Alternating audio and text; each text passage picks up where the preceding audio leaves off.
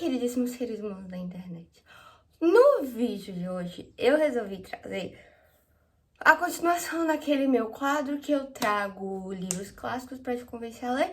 E o livro de hoje é o livro do Alagoano, Graciliano Ramos. E eu espero que vocês gostem. É isso. Vamos lá. Os livros dele são muito bons. Além de Vidas Secas, ele também tem São Bernardo e Angústia, que são outros livros dele bem famosos, mas eu acredito que dentre todos esses, o mais falado é Vidas Secas. Vidas Secas, a minha edição, é um dos livros mais legais que eu tenho, porque ela é edição de graphic novel de Vidas Secas. Ó, deixa eu mostrar pra vocês. Ela é todinha ilustrada, tá? E muita gente não gosta, muita gente gosta dessas ilustrações. Eu acredito que não tenha só Vidas Secas, tenha também o Curtis, Memórias de um Sargento em Milícia, que também tem essa graphic novel desse mesmo estilo aqui.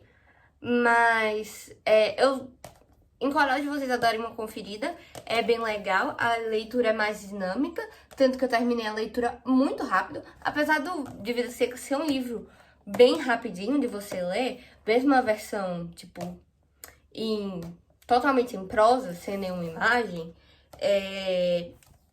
essa versão ela é bem mais didática.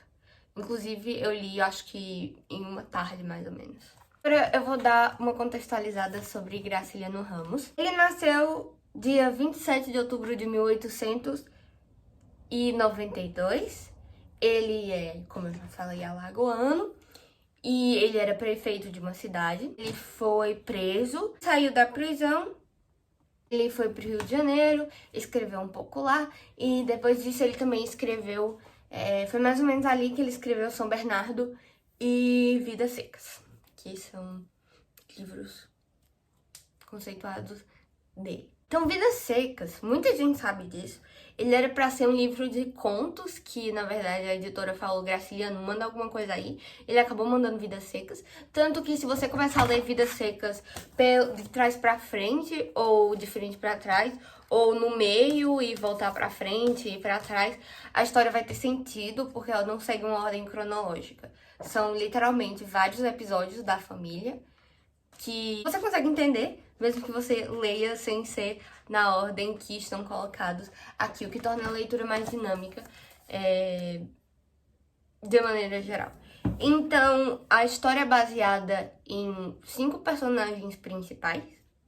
O Fabiano, a Sinhá Vitória, o menino mais velho, o menino mais moço e a cachorrinha Balé.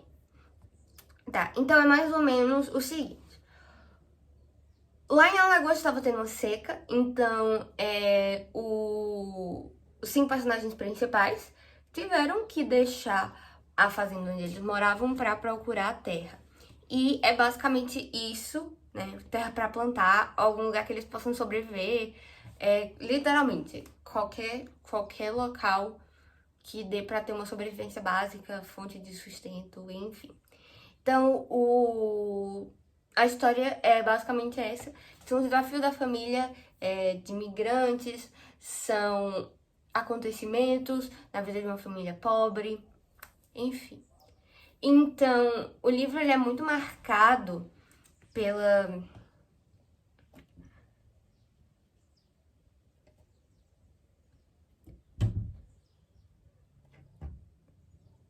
O livro ele é construído, ele é propositalmente chocante pra te deixar reflexivo. A gente vive num país que a gente nem sabe que tem gente passando por isso hoje, e certamente muitas pessoas que viviam no Brasil naquela época não sabiam justamente o que essas pessoas estavam passando. Então, o Graciliano Ramos, ele faz isso mesmo pra chocar as pessoas. Vários episódios marcantes, um dos mais marcantes que eu acho é quando a família vai pra igreja, tá tendo uma festa na igreja, e os meninos estão calçados E assim, a Vitória e o Fabiano não. Eles preferiram dar os calçados para os seus filhos a se calçarem eles mesmos. E muitas vezes é expresso o desejo dos pais de darem um futuro melhor para os filhos, o que é muito triste quando você tá lendo ali, porque sabe, eles tentam de todas as formas dar um futuro melhor para os filhos e ao mesmo tempo eles ficam naquela coisa ambígua. É muito interessante também quando entra no ponto de vista das crianças, como os meninos admiram o pai. Tipo, eles querem ser que nem o pai, eles querem caçar que nem o pai, e tudo isso, e toda essa história, e todo esse orgulho da própria família. Ao mesmo tempo, né, o contraste com a situação triste, né? A vida triste que a família leva e a admiração dos meninos. Talvez eles reconheçam, num mundo que ninguém reconhece que os seus pais são importantes, eles são os únicos que reconhecem que seus pais são importantes. Porque eles querem dar um futuro melhor. Eles veem o Fabiano como um herói. A família é muito calada, tem muito pouco diálogo, tanto que é muito interessante nesse livro, né, por ele ser totalmente ilustrado, por ser justamente uma graphic novel, é que existem cenas em que são simplesmente silêncio. São quadros, desenhos, paisagem, personagens se movimentando, mas não tem palavras. Justamente como no livro, porque os personagens falam muito pouco, muito pouco. Gente, eu não tô nem zoando. Eu acho que deve ter mais pensamento da cachorra-baleia do que fala própria do Fabiano aqui nesse livro. Inclusive, esse é um aspecto muito interessante. A cachorrinha-baleia, ela é a personagem que parece ser mais racional entre os 5 principais. É a cachorrinha-baleia. Ela expressa suas emoções como se fosse um ser humano. Você se apega a ela como se fosse um ser humano. E isso não foi justo, Graciliano Ramos. Não dá pra viver num mundo em que... Spoiler. A cachorrinha-baleia morre. Ela não merecia. Ela é uma lenda. A Blake. Voltando para a parte menos... com menos spoilers. O livro, ele é bem feito e eu gostei muito da experiência do graphic novel. Eu acredito que essa tenha sido, na minha vida, o primeiro livro, tipo, adaptado para graphic novel que eu li e eu achei muito interessante. Eu não vou mentir, eu tinha um certo preconceito.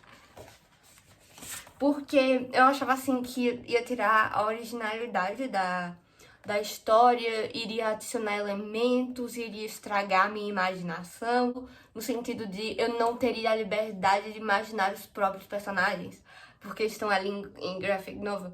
Mas é impressionante como o desenho do graphic novel bate realmente com a descrição do personagem e o ambiente tudo bate, na verdade não impede o seu processo de imaginação e muitas vezes auxilia, porque os desenhos, as ilustrações, vocês podem ver. Os desenhos mesmo não são pessoas, então você continua com aquela sua liberdade de imaginação.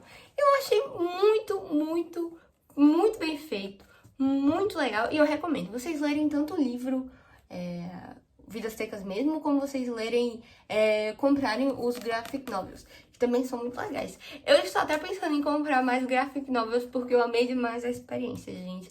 E é isso, leiam Vidas Secas, e se vocês foram convencidos, coloquem aqui nos comentários. Um beijo, tchau!